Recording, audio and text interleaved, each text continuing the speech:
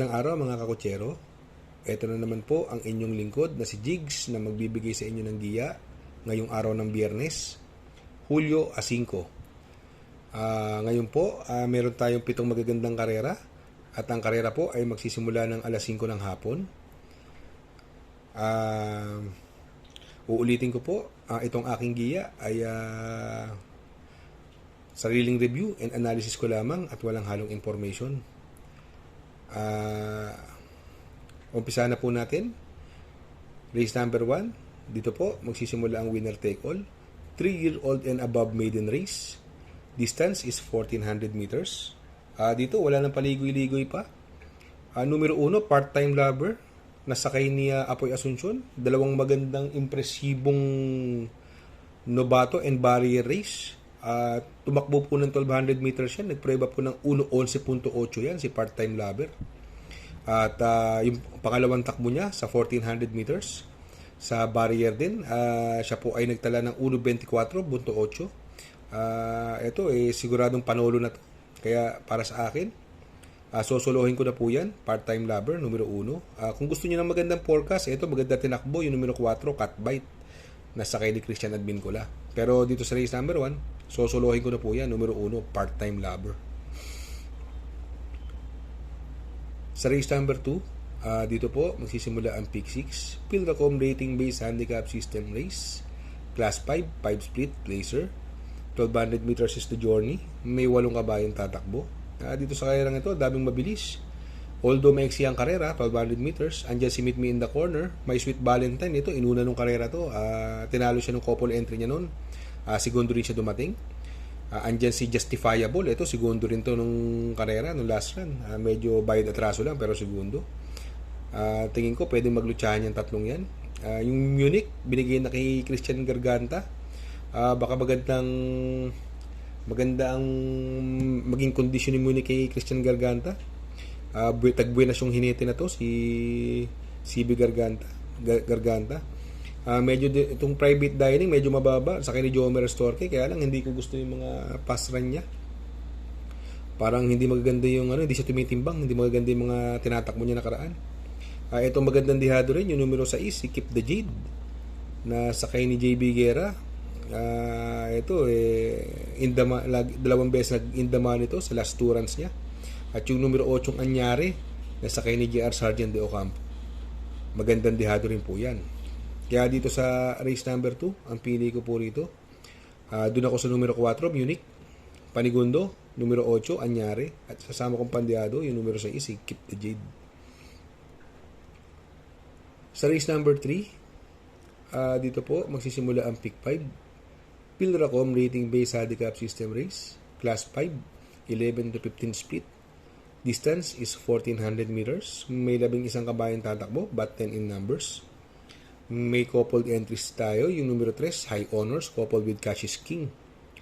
Dito sa karerang ito, itong maganda tinakbo na karaan, galing bakasyon, unang takbo, segundo agad, yung family affair. Nasakay pa rin ni Onil Cortez, gamay na gamay niya po yan. Tingin ko, yan ang horse to beat dyan. Ang pwedeng mauna dyan, yung High Honors, Piece of Cake, yan ang mga dibandera dyan. Si Everyday Black, kung mapapansin nyo, ang binigay na doon sa may gamay sa kanya, kay AM Tansyoko. Tingin ko, iba itatakbo ngayon nito, si Everyday Black. Kaya antabayanan niya yan, magandang dihado yan. Yung extra addition naman, ito na, segundo kay Gold Rush yung nakaraan. Sakay ni Kelvin Abobo. Segundo nakaraan dihado yan, si extra addition. Cash is King, may panalo din po yan. Sakay ni John Paul Guse, gamay niya po yan. Pero ako, mamimili ako rito. Doon ako sa numero 11, Family Affair. Panigundo ko yung numero 9, si Everyday Black. At isasama ko rin pandihado, yung numero 2, si Extra Addition. Sa race number 4, dito po magsisimula ang pick 4. Pilracom rating based handicap system race, class 5, 6 to 10 split. Distance is 1200 meters. May 8 kabayong tatakbo. Dito sa kairang ito, tingin ko walang nakita yung traveler, galing sa panalo yan. Tinalo last niya si Victorious sa GVT. Sa tingin ko, dahil nagamayan ni JD Flores to, tingin ko itong horse to beat. Andyan naman si Sundance, mababa na sa laban, nasakay ni Jan Albin. Sa tingin ko, siguro ito nung karerang ito, 2-horse race lang, the battle between Sundance and Time Traveler. Kaya dito sa race number 4, hindi na siguro makakawala yan. Doon ako sa numero 5, Time Traveler. Panigundo, numero 4, Sundance. Sa race number 5, Pilracom Rating Based Handicap System Race, Class 4, 16 to 21 split. Distance is 1,400 meters. May siyam na kabayang tatakbo. Dito mapapansin nyo, itong Real Equity galing sa panalong dihado yan. Gamay na gamay talaga ni Mark Alvarez yan. Ang ganda numero 2. Kung mapapabayaan siya ni Andy Byrne, kakampihan siya ni Andy Byrne, sakali lang, tingin ko malaki panalo niya, Real Equity. Magandang dihado yan. Itong Wolfgang, wala pang labas to, sakay ni JR Sargent de Ocampo. Yan ang tingin ko mababa sa laban dyan. Malaki panalo niya, Wolfgang. At yung numero 7 si Work From Home, ay galing sa panalo to. Nakaraan, sakay ni Ison Bautista.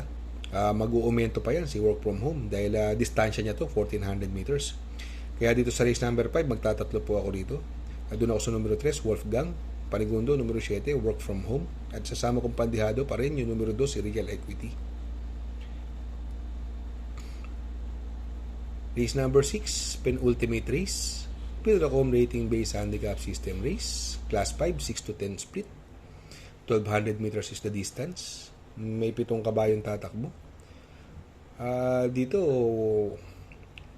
wala na rin patumpik-tumpik pa. Doon ako sa numero 3, Moon Island, sa ni Jan Albin. Nung karera, bayad at raso to. Nakotso siya ni Malabon King, nasa ni JR Sargent de Ocampo. Ang ganda ng laban doon, nalucha lang si Moon Island. Pinarimate pala siya noon, pinarimate siya noon. Matuli niya, pero pinarimate. Dito, tingin ko, wala na siyang pauunahin dito. Kaya susuluhin na po ko na po yan yung numero 3, Moon Island. Medyo ingat lang po kayo at hindi natin alam ang tumatakbo sa utak ng may-ari niyan. Pero kung malalaman yung labas yan, tingin ko patok yan. Diyan ako sa numero 3, solo na po yan, Moon Island. Sa last and final race, race number 7, Pilracom Rating Based Handicap System Race, Class 4, 22 to 27. Distance is 1,400 meters. May 12 kabayang tatakbo tayo, but 11 in numbers. May coupled entry. Yung numero 9, Southern Man, coupled with Luke Skywalker. Ito, anybody's race to. Halos lahat may palalo. Kung titignan mo yung mga may palalo dyan, yung Darna. Alam natin na magaling ang tiralo niya, si Full Combat Order. At maganda rin na tirapos siya ron. Nagkulo 25.6 siya ron. May panalo po yan, magandang dihado yan. Si Badabing, nung karera, by the traso lang to. Galing kasing bakasyon si Badabing, pero gamit ni Jomer Stork yan. Tingin ko, sa ganda ng numero niya, siya mauuna dyan. Si Marilag naman, ito napakababa na salamat. Sa kay ni John Paul Gusi, si Marilag, hindi natin alam kung meron pa to, pero baka sakali, dahil sa sobrang baba ng laban, lumalaban ng mga stakes race yan, si Marilag. Ngayon, ito na nga nilalabanan. Queen Louise, yan, may panalo din po yan. Sakay ni Uno. Si Golden Sunrise, sakay na ni Christian Garganta. Yan, pwede makasunod yan. Dito sa kairang ito, tingin ko wala nang pauunahin si Badabing. Kung sakaling malucha siya ni Southern Man, Luke Skywalker, Grand Lapter, ang pwedeng tumalo sa kanya, yung pinakamalapit na aalis sa larga, yung numero 12, si Golden Sunrise. At syempre, isasama na rin natin, sana mayroon pa. Yung numero 5, si Marilag. Kaya dito sa last and final race, ang pili ko po, numero 3, Badabing. Panigundo, numero 12, Golden Sunrise. At isasama kong pandiyado, yung numero 5, si Marilag. Good luck mga kakotsero. Sana po ay matapat ang ating giya. At yung mga nakasunod, sana po ay magsitama po kayo.